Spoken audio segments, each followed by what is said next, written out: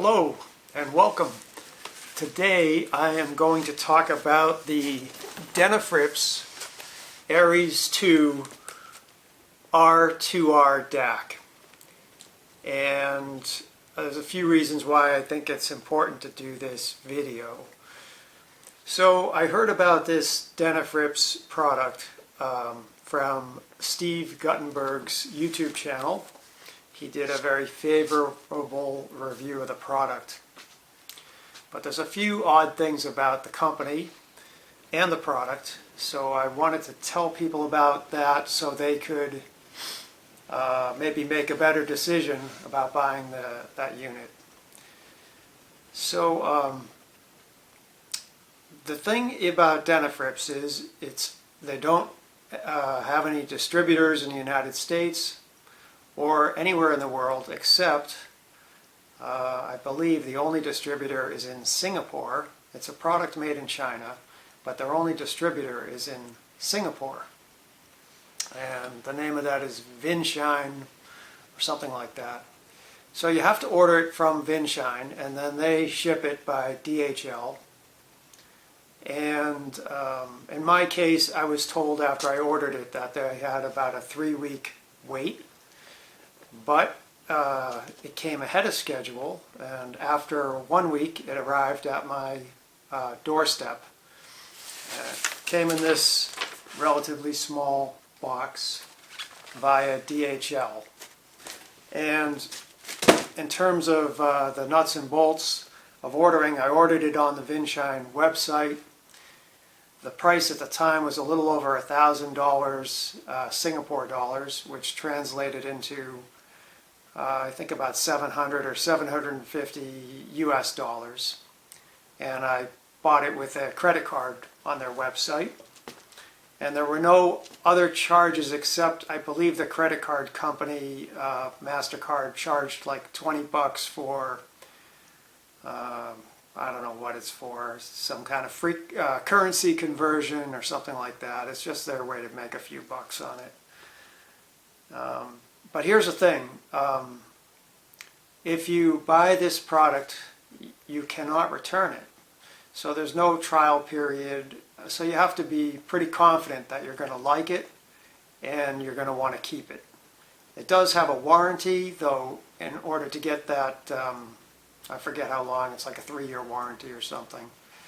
But in order to have the service done, you'd have to ship the unit back to Singapore, I assume, which is a pain in the butt. So you want to make sure you're going to like it, and you want to be reasonably sure it's going to be reliable.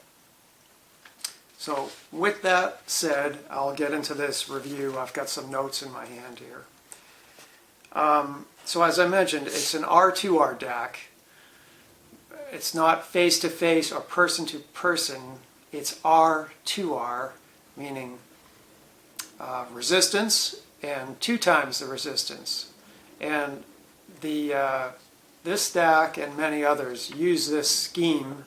There's different ways to convert a digital to an analog signal, because your speakers are analog. At some point you have to convert a string of zeros and ones into basically a voltage signal, a little squiggly line that represents the music. And this is what that does. This is what does that. There are many ways to do it. There's a lot of really cheap DACs that sound awful. This one's pretty good. So, let's see. Okay, I'm going to cut away at the end of this, and I want to do this all in one take because I want to get in the habit of doing it just to save time and make it more conversational. But at the end of me talking, I'm going to show the DAC up close and take the cover off and show you what's inside. So the other reason it was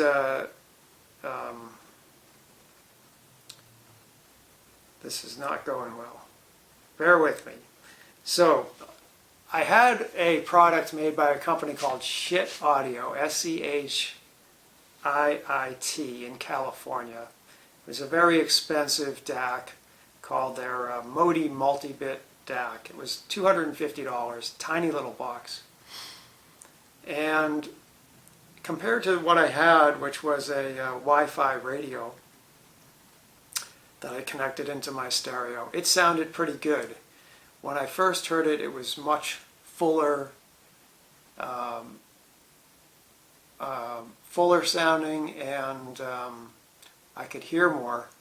But even when I first listened to it, what I noticed was there was a type of noise, and it wasn't literal steady state hiss or hum or anything like that, but I couldn't quite hear into the recording. If I was listening to an instrument, there was just something obfuscating me being able to hear it clearly, and that always bugged me.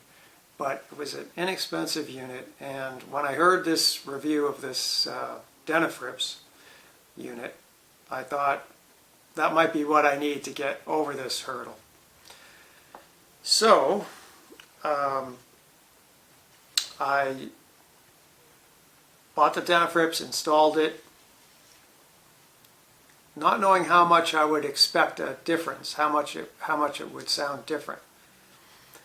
And I plugged it in, put on the first song, I don't remember what it was, and right away the sound stage went from, relatively speaking, from here to here. You know, it got noticeably wider than it had ever been with the shit audio DAC.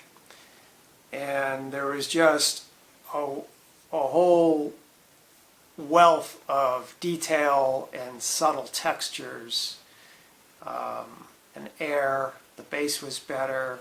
Just everything got better. And it reminded me of when I first heard a good turntable. A friend of mine in college had a Lynn Sondek LP12, which at the time was, and still is, a good turntable. And I remember listening to his system and how much quieter the surface noise of the record seemed to almost disappear compared to a regular turntable. And it was much more dynamic, and I could hear all these little details that I never believed were on the record.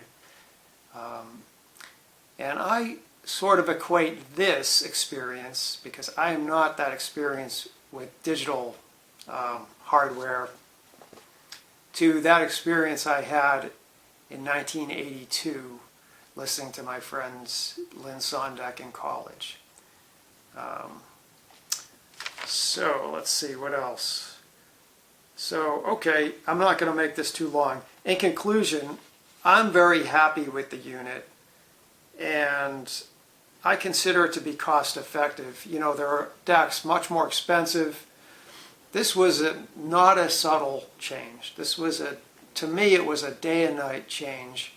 At the time, I was using some old Celestion SL6 speakers, which are not uber resolving. They're decent old bookshelf two-way speakers, but they're nothing special. And it was very obvious putting this Ares II in. I mean, any experienced listener would hear it immediately.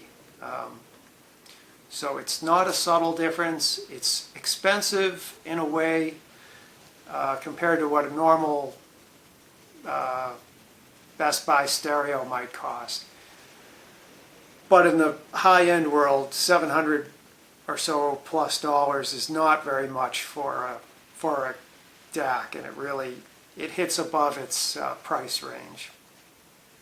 And I think for me the most interesting thing is that it gave me hope that all the CDs I have, all the YouTube, albeit not high resolution, but YouTube music that I listen to,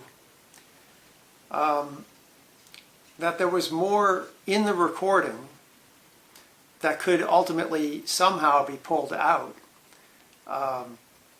than I was sure was there. And that made me feel pretty good about how much more there is to explore and how much more depth and information is in the existing recordings, because it's not going to be possible to re-record everything. If it was made analog years ago, yeah, it could be redigitized, but it was a good feeling that that there's more to be uncovered just in everyday recordings, digital recordings that we all have and listen to. So that was great.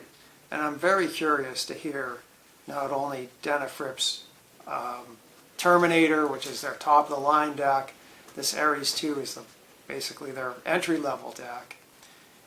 And I'm also very curious to hear some other DACs from other companies. So that's I highly recommend it. There is a risk. If $750, it is a lot of money. If I wouldn't buy it if it's going to be a disaster if you don't like it, but I'm pretty confident you're going to like it and it's worth the chance on it. And I suppose while it's still a popular product, it's sort of a hot product right now, if you bought it and didn't like it, I'm sure you could sell it online and get the bulk of your money back anyway, even if Vinshine won't take it back, which they won't. So hope this helps you make a decision, and I look forward to sharing some other products with you in the near future. Thanks.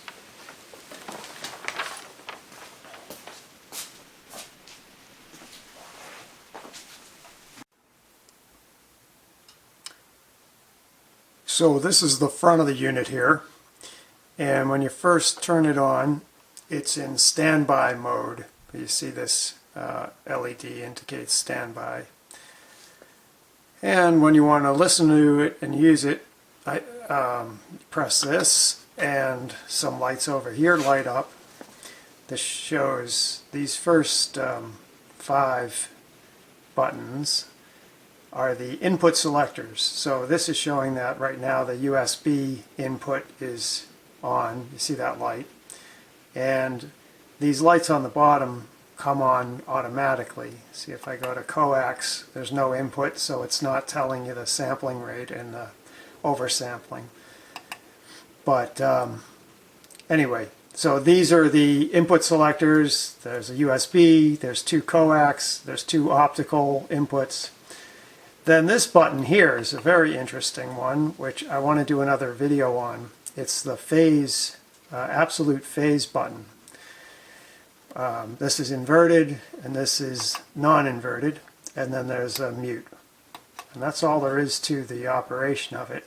I like that. There are no menus, there's no complicated stuff to scroll through. You just pick your input, decide if you want inverted phase, and you're off and running.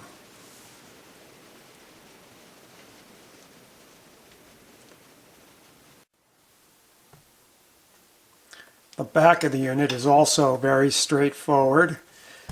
These are the balanced outputs, analog outputs, and the single-ended balanced outputs. And these are the inputs, the 2 optical, the 2 coax, and the USB, the power switch, and where your power cord goes. Very simple. It has underneath these kind of peculiar conical feet, and they are not sharp. They have these little rubber pads, and I'm not sure why they decided to make it that way, but maybe it's so the bottom is ventilated, or to keep the as I'll mention later, one of the problems with this unit is if you put it directly on top of something like my preamp, the preamp will pick up hum from this unit. There's a big toroidal transformer in this dense little case. This is the mount for it right here, that screw. This is where the transformer is, and maybe maybe by having those feet raise the unit, it induces less current in adjacent boxes. I'm not really sure why they have those spikes. It may be to keep whatever you put it on cooler, or to keep this unit cooler. But in any event, it has those unusual feet.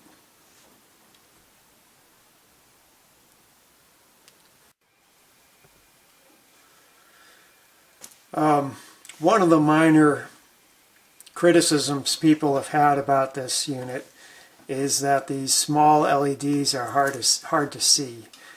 And I don't find that to be the case. Maybe that's one of the changes they made for the Ares II. I don't know. But I suspect the problem people are having is the LEDs they're recessed quite a bit behind this panel, and they're small. So in effect, they're behind tubes. The holes are like tubes.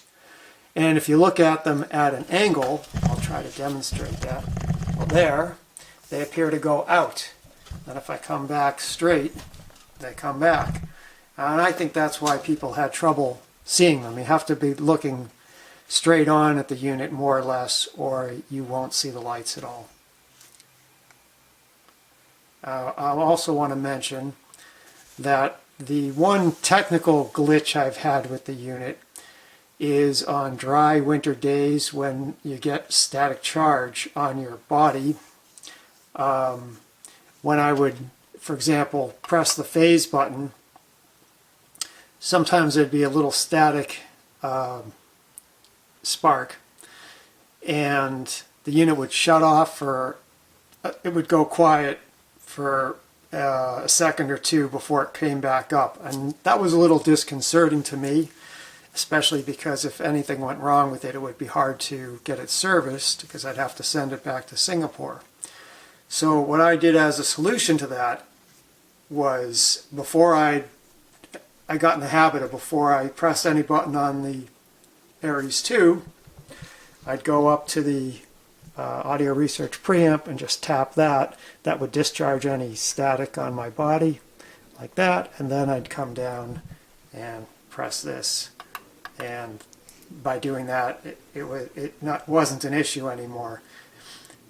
I have to say too, since getting this line filter over here, which I'm going to talk about in a separate video, I have not noticed the problem. Now I don't know if that's because this eliminated the problem somehow, or if it's just coincidence that I haven't had the kind of day or the kind of static charge building up from a really dry day. But in any event, it is disconcerting to touch the button and have the thing basically mute for a second or two before coming on, because you never know for sure if you were going to burn something out with a spark.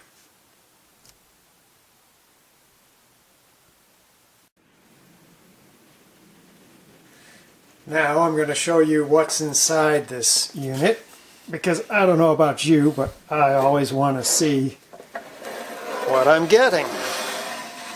So it's pretty cool. You see that? That is the inside of this DAC, and I think it's very well made. You're really getting your money's worth. I mean, this is not this, you know, for the build quality, it could have been a lot more expensive. And so you can see, first, there's this large toroidal transformer. There's this, which is a filter for the AC filter. Looks to me like this is a two-winding choke, which is a device for reducing what's called common mode noise. And I think these two capacitors are also involved with that AC line filtering. So we go from there into the toroid. Then there's a whole bunch of capacitors here, all very neatly done. The heart of the unit is here. These are the discrete resistor ladder DACs, and I should look at these under magnification because I can't see. But one thing they can do, because an R2R DAC needs resistors of some resistance R and 2 times that resistance, or you could use basically you can do it the other way around. I won't go into it too much, but these could all be the same resistance is what I'm saying. And a really interesting thing is if they do it with the same resistance DAC, resistors rather, what they could do, even though they may say, for example, 0.005% resistors on them, what they could do is buy large quantities of a specific resistor and then measure them and batch them. So even though they say a certain tolerance on them, they could actually be getting much higher tolerances by measuring them at the factory. I don't know if they do that. It's just a guess of mine that they might be doing it, especially maybe not in this unit, which is their entry-level one, but maybe in their higher-end units they do that, because in order to get high bit resolution, you really need very precise resistors, and frankly 0.005 or so percent resistors are not going to be adequate to get the specifications they claim on their Terminator, for example. So it's kind of interesting to think about. Anyway, hope you enjoyed the inside. Here again is final view of things. You know, very nicely done. And that gives me confidence that it'll probably be reliable because, as I say, in order to get the service, I'd have to send it back to Singapore. So that's important.